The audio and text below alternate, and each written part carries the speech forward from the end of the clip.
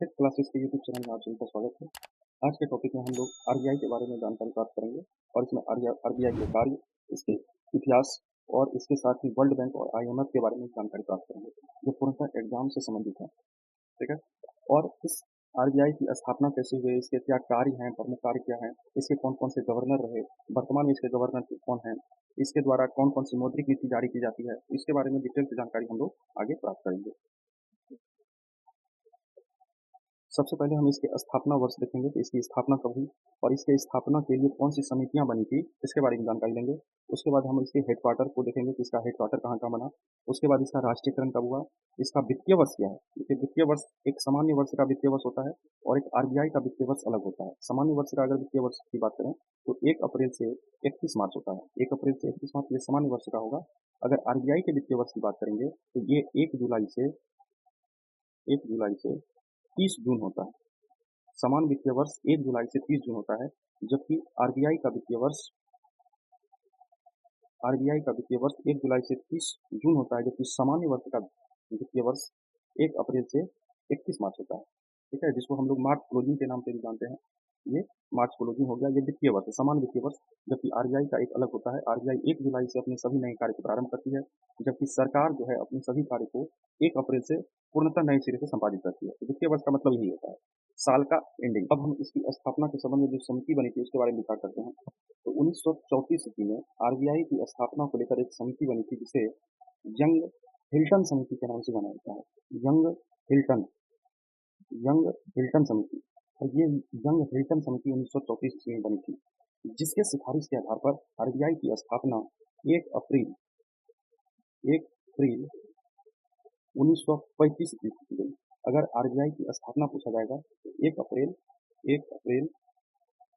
1935 ईस्वी 1 अप्रैल 1935 ईस्वी को आरबीआई की स्थापना की गई। किसके सिफारिश पर? तो young Hilton committee, young Hilton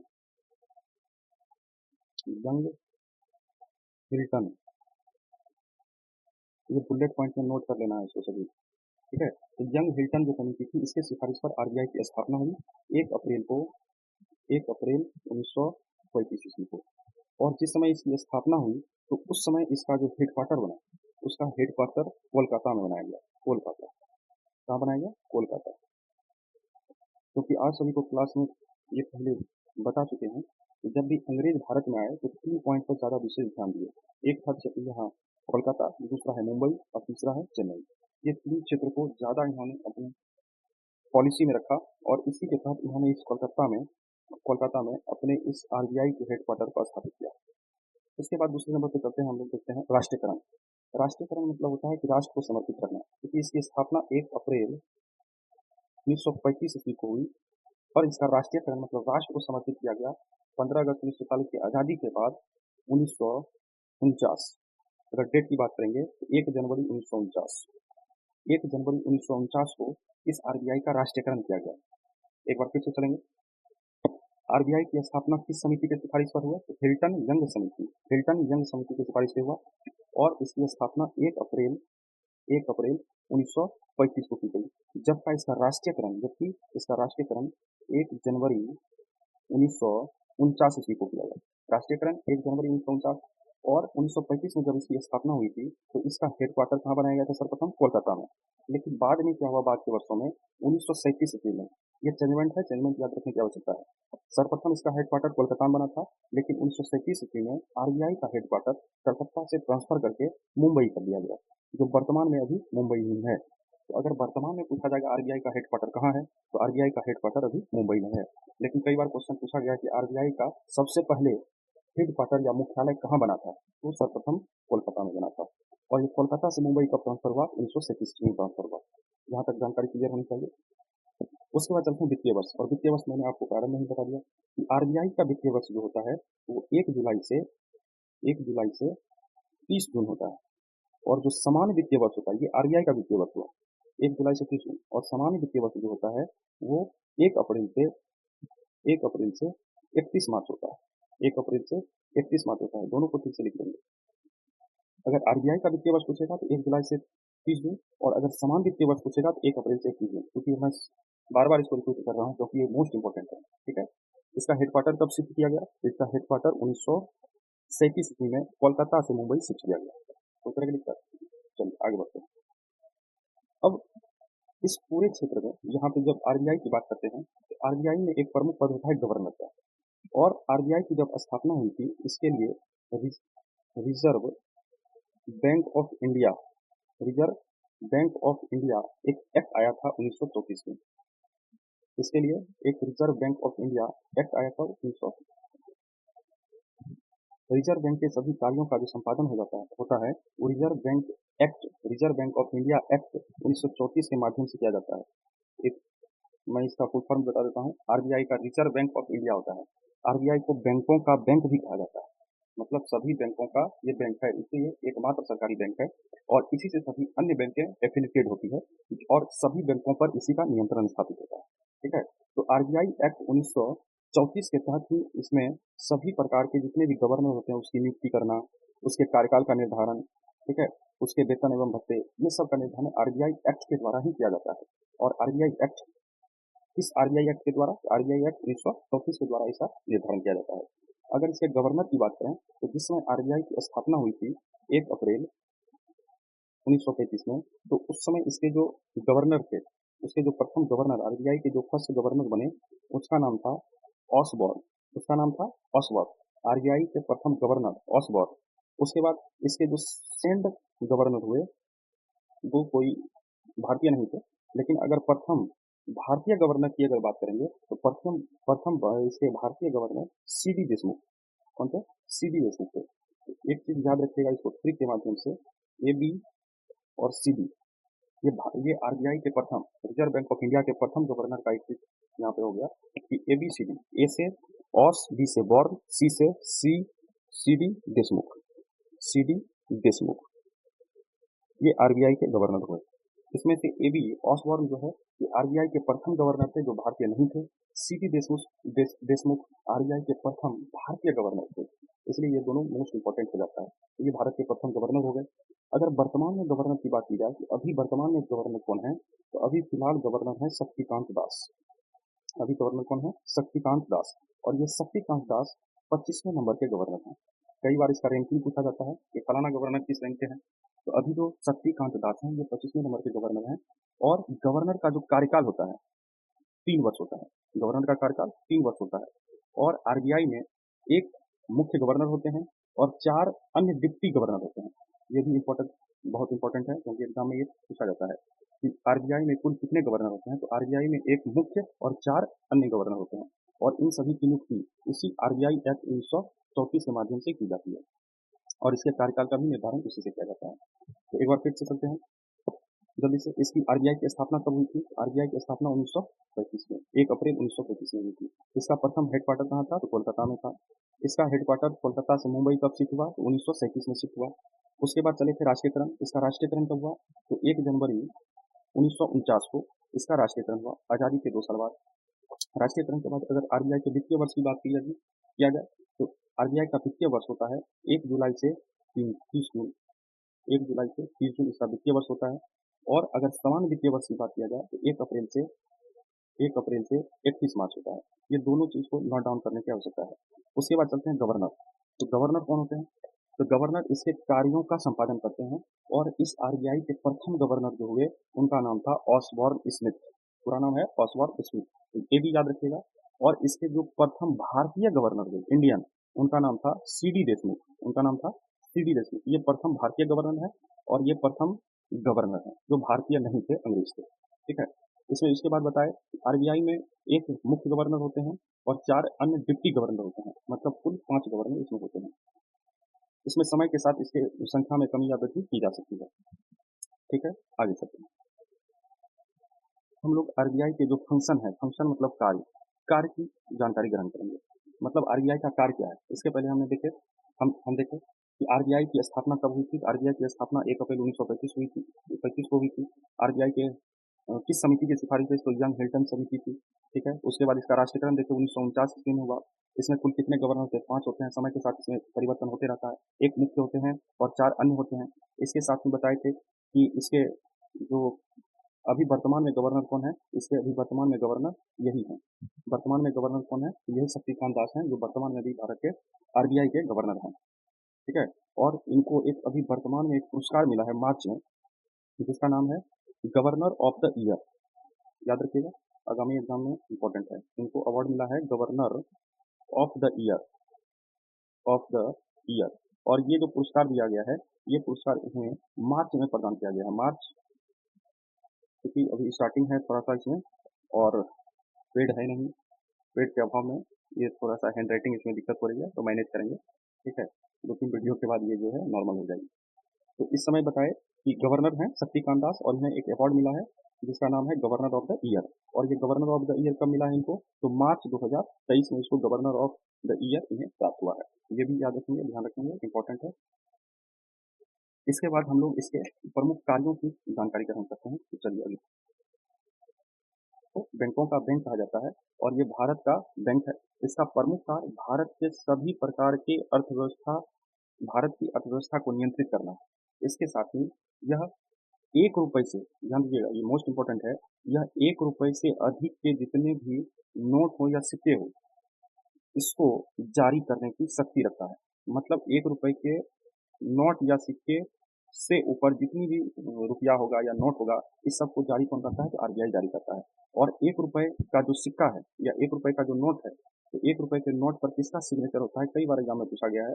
तो इसमें वित्त सचिव, फाइनेंस सेक्रेटरी का इसमें हस्ताक्षर होता है, सिग्नेचर होता है। तो 1 रुपए के नोट पर किसका सिग्नेचर होता है? तो वित्त सचिव का होता है। 1 रुपए से ज्यादा के जितने भी नोट या सिक्के होते हैं, वो सब जारी करने का अधिकार किसको है? आरबीआई को है। इसके साथ ही आरबीआई सभी प्रकार के नोट को जारी करती है। बैंकर ऑफ गवर्नमेंट, मतलब सरकार का बैंक इसको कहा जाता है। इसके साथ ही यह विदेशी धन का भी संचय करती है। इसके साथ ही विदेशों में, जैसे अभी आगे के स्लाइड में देखेंगे, वर्ल्ड बैंक है, आईएमएफ है, तो वहां पर अगर कोई सम्मेलन होता है, तो वहां पर भी भारत की तरफ से यहाँ के गवर्नर रिप्रेजेंटेटिव के रूप में वहां पे भारत की सरकार का जो है दायित्व का निर्वहन करते हैं। तो ये सब प्रमुख आरबीआई का कार्य है। ठीक है। इसके साथ ही एक इम्पोर्टेंट कार्य है कि भारत की अर्थव्यवस्था को भी ये अपने आप नियंत्रित करते हैं। और इसके लिए इनके द्वारा समय समय पर मौद्रिक नीति, बहुत इंपॉर्टेंट है, मौद्रिक नीति, मौद्रिक मॉनेटरी पॉलिसी लागू की जाती है। अभी मौद्रिक नीति क्या है? तो भारत में मुद्रास्फीति, मतलब महंगाई, मंदी, ठीक है, ये सब को नियंत्रित करने के लिए समय समय पर यह नियम कानून बनाती है, जिसको मौद्रिक नीति कहा जाता है। अब इस मौद्रिक नीति के लिए ये निम्नलिखित प्रकार के जो है कार्य करती है। जैसे अभी देखते हैं, मौद्रिक नीति के नियंत्रण में ये CRR, SLR, repo rate, reverse repo rate और बैंक रेट, इतने प्रकार के मौद्रिक नीति को लागू करती है। मतलब इतने प्रकार के नियम कानून ये लगाई जाती है इनके द्वारा, आरबीआई के द्वारा। अब पहला आया CR, ये करंट डाटा यहाँ पे लिखा हुआ है, जिसमें से ये रेपो रेट और रिवर्स रेपो रेट और बैंक रेट, ये तीनों एग्जाम में प्रायः पूछे जाते हैं। कि वर्तमान में आरबीआई का रेपो रेट कितना है? तो 6.50। रिवर्स रेपो रेट कितना है? तो 3.5%। उसके बाद बैंक रेट कितना है? तो 6.75। अब हम लोग थोड़ी सी जानकारी इसके बारे में ले लेते हैं, क्योंकि ये इकोनॉमिक्स का ये चैप्टर है, लेकिन कुछ कुछ जानकारी इसकी होनी चाहिए। अब CAR जो होता है, इसका फुल फॉर्म होता है case reserve ratio. Case reserve ratio, नगद आरक्षी अनुपात। या सुनिए, नगद आरक्षी अनुपात, केस रिजर्व रेशियो। अब केस रिजर्व रेशियो क्या है? तो जब कोई बैंक, क्योंकि ये बैंक से, इसका आरबीआई का काम क्या है? बैंकों पर नियंत्रण रखना। ठीक है, इसको बैंकों का बैंक कहा जाता है। इसको केंद्रीय बैंक के रूप में भी जानते हैं, सेंट्रल बैंक, है ना, इसको केंद्रीय बैंक भी कहा जाता है। और इसका प्रमुख कार्य है भारत में जितने भी बैंक हैं सब पर नियंत्रण रखना। तो ये जो CRR है, इसका मतलब क्या होता है, थोड़ा सा समझिएगा, बहुत हल्का किया है। कि जब कोई बैंक अपने पास कुल जमा राशि का, क्योंकि मान लेते हैं कोई बैंक है और इस पर कुल जमा राशि, मतलब बहुत सारे लोग आकर अकाउंट खुलवाएंगे, या जो बैंक होती है उसकी एक, जब उसकी स्थापना होती है तो एक समुचित राशि के साथ उसकी स्थापना होती है। तो इसीलिए कहते हैं कि जब कोई बैंक एक अपनी जमा राशि का एक निश्चित अनुपात, एक जो है जो है निश्चित एकदम फिक्स्ड रेशियो आरबीआई के पास रखती है। किसके पास रखती है? आरबीआई के पास रखती है। तो इसी रेशियो को हम लोग केस रिजर्व रेशियो के नाम से जानते हैं। एक बार और समझिए, जैसे मान लीजिए ये बैंक है, ये बैंक स्थापित हुआ, ये कुछ पूंजी लेकर स्थापित हुआ होगा। और चूंकि मान लेते हैं कि 100 रुपए की पूंजी, एक मानने के लिए लेट, 100 रुपए पूंजी के साथ अगर ये बैंक स्टार्ट हुआ है, और इसमें बहुत सारे लोगों का, क्योंकि ग्रामीण लोग या शहरी लोग सभी इसमें इसका खाता होगा, और क्योंकि ये बैंक कभी कभी दिवालिया भी हो जाती है, तो दिवालिया होने के कगार पे, क्योंकि जब ये दिवालिया हो जाएगी तो बैंक उन ग्राहकों का पैसा लौटाने में असमर्थ है। तो ऐसी स्थिति में ये बैंक जब आरबीआई के पास कुछ रेशियो जमा रखती है, तो आरबीआई उसी रेशियो के आधार पर उन खाता धारक को उसमें से कुछ पेमेंट करती है, जिससे जो खाता धारक है उनको भी कुछ आमदनी हो जाती है। आमदनी क्या होगी, वो उन्होंने जो पैसा जमा किया था उसका कुछ भाग उनको मिल जाता है, तो ये यहाँ पे बेनिफिट हो जाता है। और अगर कोई बैंक इसमें सीआर जो कैश रिजर्व रेशियो है इसके आधार आरबीआई ने जमा नहीं करती है, तो उस बैंक को पेनल्टी भी लगाया जाता है। तो सिंपल से हम लोग देखें कि कैश रिजर्व रेशियो क्या है, तो मतलब कोई भी बैंक अपनी कुल जमा राशि का कुछ अनुपात आरबीआई के पास जमा रखती है, उसी अनुपात को हम लोग सीआरआर कहते हैं, कैश रिजर्व रेशियो। और अभी जो कैश रिजर्व रेशियो है इसका रेट है 4.50। ठीक है। उसके बाद चलते हैं एसएलआर। अब एसएलआर क्या है, मान लेते हैं कोई बैंक है, क्योंकि सभी बैंक से रिलेटेड होगा और इसमें जो बैंक होगी वो आरबीआई इसको नियंत्रित करेगी। अब एसएलआर को कहा जाता है वैधानिक तरलता अनुपात, है ना, लिक्विडिटी रेशियो। अब इसमें क्या है कि जब कोई बैंक अपनी कुल जमा राशि का कुछ भाग, जैसे देखो मान लेते हैं ये कोई बैंक है, ये आरबीआई है ना, इस पॉलिसी में क्या है कि जब कोई बैंक अपने कुल जमा राशि का कुछ भाग अपने पास नगद या सोना या प्रतिभूति के रूप में, प्रतिभूति मतलब जिसको बॉन्ड कहते हैं, बॉन्ड पेपर, उसके रूप में रखा जाता है, तो इससे इस रेशियो को एसएलआर कहा जाता है। देखिए थोड़ा सा ये अर्थव्यवस्था के टर्म में चले जाता है, इसलिए थोड़ा सा ध्यान दीजिएगा। एसएलआर क्या है, मान लेते हैं कोई बैंक है, बैंक में 100 करोड़ का खाता खुला है, ठीक है, 100 करोड़ जमा है।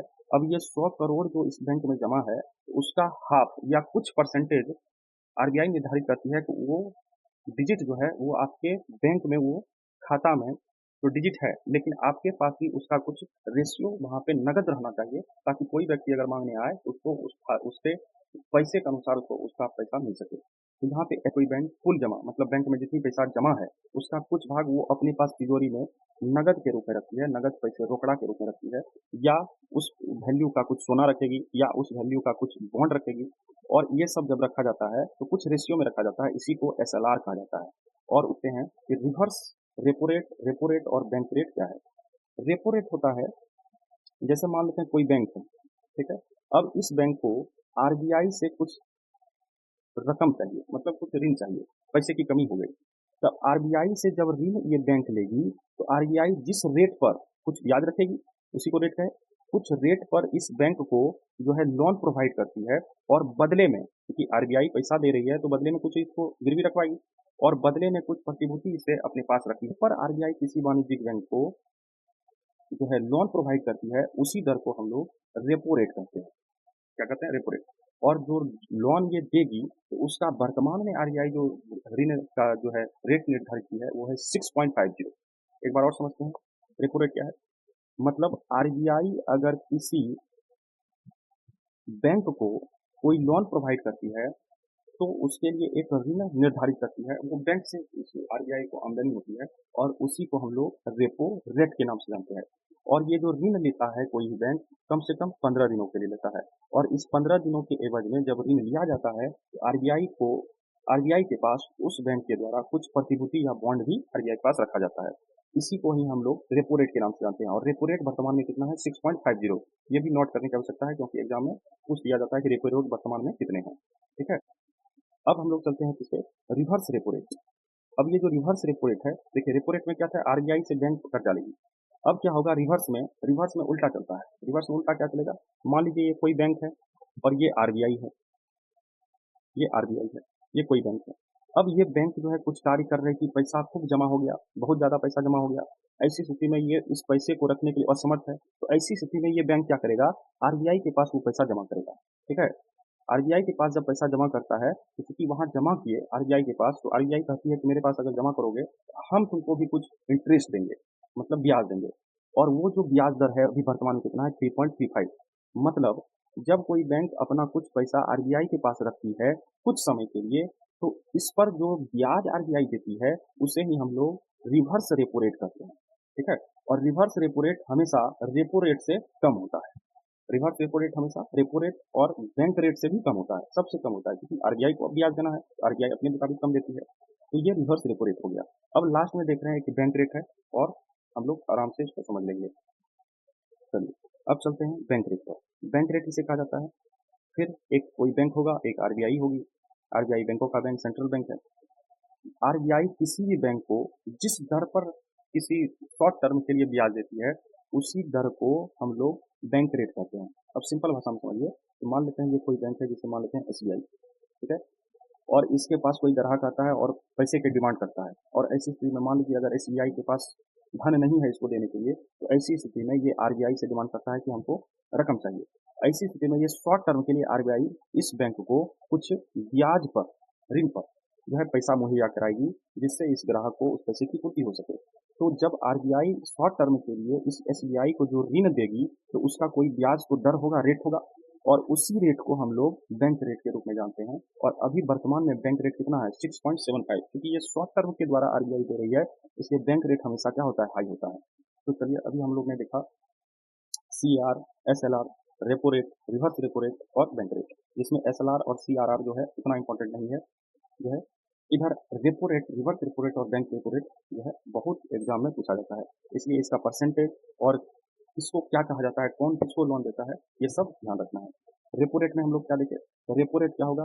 क्योंकि इसकी अवधि होती है कम से कम 15 दिन की, तो इसमें कोई भी बैंक प्रतिभूति रखकर आरबीआई से जो ऋण लेता है उसी को रेपो रेट कहते हैं। रिवर्स रेपो रेट क्या होगा? कि रिवर्स रेपो रेट में वाणिज्यिक बैंक कुछ रकम जो है आरबीआई के पास कुछ समय के लिए रखती है, ठीक है, और उस पर जो आरबीआई ऋण देती है उसको कहते हैं reverse repo rate. Bank rate क्या हुआ? त्वरित किसी भी क्षणिक कार्य के लिए आरबीआई जब किसी बैंक को लोन देगी और उस पर जो रेट लेता है उसको क्या कहते हैं? बैंक रेट कहा जाता है, ठीक है। अब ये रिवर्स रेपो रेट जो था, रिवर्स रेपो रेट को मनी पार्किंग के नाम से जाना जाता है। मनी पार्किंग क्यों है? क्योंकि कुछ समय के लिए आरबीआई के पास धन रखा जा रहा है और बाद में फिर वो बैंक अपने यूज के अनुसार उसको मांग लेती है। तो चूंकि कुछ समय के लिए आरबीआई के पास रखा गया है, तो इसलिए इसको मनी पार्किंग के नाम से जाना क्वेश्चन पूछा जाता है, तो एग्जाम ओरिएंटेड व्यू से इंपॉर्टेंट है। इसके साथ ही दो तीन चीज और हम लोग देख लेते हैं कि आरबीआई के द्वारा कुछ बैंक नोट छपाई कारखाना है और कुछ सिक्का छपाई का कारखाना है, जो एग्जाम में कभी कभी पूछा जाता है। एक बैंक नोट और दूसरा सिक्का। तो बैंक नोट के कहाँ कहाँ कारखाने हैं और सिक्के के कहाँ कारखाने हैं, 2 मिनट में इसको आराम से सीख सकते हैं। कैसे? ध्यान दीजिए। एक बैंक नोट कारखाना है मैसूर, मैसूर कर्नाटक। दूसरा है सालगोनी, जगह का नाम सालगोनी। तीसरा है देवास, देवास। और चौथा है नासिक, नासिक। ध्यान दीजिएगा, एक और फिर से करते हैं। बैंक नोट जो है, इसमें स्लाइड ले लेते हैं। नोट का छपाई जो कारखाना होता है, इसमें बताए मैसूर, दूसरा है देवास, सालगोनी और एक है नासिक। इन चार जगहों पर जो है बैंक नोट कारखाना है, जहाँ पर बैंक नोट प्रेस ही कह सकते हैं क्या, क्योंकि यहाँ पे बैंक नोट की छपाई होती है। कहाँ कहाँ? मैसूर, सालगोनी, देवास, नासिक। अब इसको एक ट्रिक के माध्यम से भी याद कर सकते हैं। जो नॉनवेज वाला व्यक्ति है वो क्या कर रहा है? किसी शॉप पे जाके मांस देना, मांस देना है, मांस हमको दे दो, ठीक है। तो देखिए क्या कर रहा है ये, मांस देना, जल्दी दीजिए मांस। माँ से क्या हो गया? मैसूर, स्व से सालगोनी, दे से देवास और ना से नासिक। तो याद रखिएगा, बैंक नोट से मांस देना, और जब मांस तुमको मिल जाएगा, मांस जब खरीदेंगे तो आप क्या देंगे उसको? पैसा देंगे, रुपया देंगे। और रुपया क्या होता है? प्रेस के रूप में, है ना, कागज के रूप में। तो जब भी आएगा पैसा, पैसा की बात या रुपये की बात देने की बात होगी, तो याद रखिएगा प्रिंटिंग जो प्रेस है इसका, मांस देना, मैसूर, सालगोनी, देवास और नासिक। इसी तरह से हम देखते हैं कि बैंक के द्वारा, आरबीआई के द्वारा सिक्के की भी छपाई की जाती है, सिक्का, जिसमें आपको बताए थे कि 1 रुपए से कम के अगर सिक्के हैं, 1 रुपए से कम के अगर सिक्के हैं, या 1 रुपए से कम के अगर नोट हैं, या 1 रुपए का नोट है, तो इस 1 रुपए के नोट पर जो सिग्नेचर होता है, आरबीआई के गवर्नर का नहीं, वित्त सचिव का सिग्नेचर होता है, और ये वित्त सचिव के द्वारा ये जारी किया जाता है, वित्त मंत्रालय के द्वारा। लेकिन 1 रुपए से अधिक के जो नोट होंगे, जो सिक्के होंगे, वो किसके द्वारा जारी किया जाता है? आरबीआई के द्वारा जारी किया जाता है। ये इंपॉर्टेंट है, इसलिए ध्यान रखिएगा। अब हम लोग बात कर रहे थे सिक्के की कारखाना का, जिसको हम लोग टकसाल भी कहते हैं, टकसाल। और ये टकसाल आज से नहीं, बहुत प्राचीन काल से चले आ रहे हैं। और प्राचीन काल में पढ़ाई थे क्लास में, अगर याद हो तो कमेंट कीजिएगा, कि उस समय प्राचीन काल में एक सिक्का चलता था जिसको हम लोग आहत सिक्का कहते थे। इसी को हम लोग पंचमार्क सिक्का के नाम से भी जानते थे। पंचमार्क, पंचमार्क सिक्का।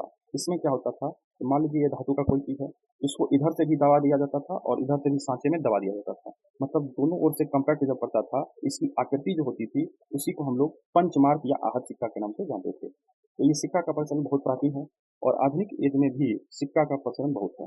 और ये सिक्का का जो कारखाना है जहाँ सिक्के की छपाई होती है वो आपका टकसाल कहलाता है। इंग्लिश में इसको मिंट भी कहते हैं। टकसाल या हिंदी में टकसाल, इंग्लिश में मिंट के नाम से भी जाना जाता है। अब कौन कौन सा जगह है तो देख लेते हैं। हैदराबाद, सिक्का हैदराबाद, हैदराबाद। उसके बाद सिक्का का जो होता है मैसूर, सॉरी मुंबई, मुंबई। उसके बाद कोलकाता, कोलकाता। और कोलकाता के बाद है नोएडा, ये नोएडा, नोएडा। हैदराबाद, मुंबई, कोलकाता, नोएडा। इन चार जगहों पर सिक्के की छपाई होती है, सिक्के का कारखाना स्थित है। अभी पुनः चार जगह देखे थे हम लोग, कहाँ कहाँ? मांस देना, मैसूर, सौ से सालगोनी, देश से देवास, नासे नासिक। ये जो चार थे, ये चार क्या थे? इन चार जगहों पर बैंक नोट की छपाई होती थी और इन चारों जगहों पर सिक्के की छपाई होती है। क्या क्या जगह है? तो हैदराबाद, मुंबई, कोलकाता और नोएडा। अब याद कैसे रखना है? तो याद रखने के लिए कहेंगे कि हमें, हमें या हमको, सुटेबल होगा, हमको कहाँ जाना है? नोएडा जाना है। हमको कहाँ जाना है? नोएडा, NOIDA। अब कमेंट में आप लोग जो है इस नोएडा का फुल फॉर्म क्लास में मैंने लिख लिया था और नोएडा का फुल फॉर्म आप लोगों को लिखना है और नोएडा किस क्षेत्र में आता है ये भी लिखना है। ठीक है, तो कमेंट में चेक करूंगा, वहां पे आपको ये लिख देना है। तो मैंने कहा कि हमको कहाँ जाना है जी, तो हमको नोएडा जाना है। कहाँ जाना है? नोएडा जाना है। ठीक है, चले जाइए, क्या दिक्कत है?